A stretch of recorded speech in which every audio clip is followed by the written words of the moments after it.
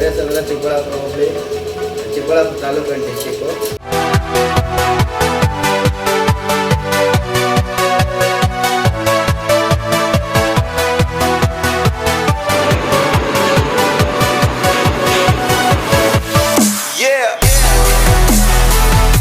ಒಂದು 4 ವರ್ಷ ಪರ್ಚೇಸ್ ಮಾಡಿದ್ವಿ.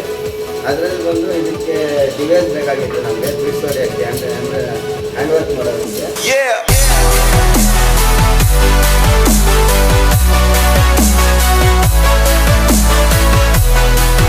ಡಿವೈಸ್ ಪರ್ಚೇಸ್ ಮಾಡಿದಾಗ ನಮಗೆ ಡಿವೈಸ್ ಕೊಟ್ಟು ಮತ್ತು ಅದನ್ನು ಸಾಫ್ಟ್ವೇರ್ ಹೆಂಗೆ ಯೂಸ್ ಮಾಡಬೇಕು, ಸಾಫ್ಟ್ವೇರ್ ಕನೆಕ್ಷನ್ ಎಲ್ಲ ಕ್ಲಿಯರಾಗಿ ಕೊಟ್ಟವ್ರೆ.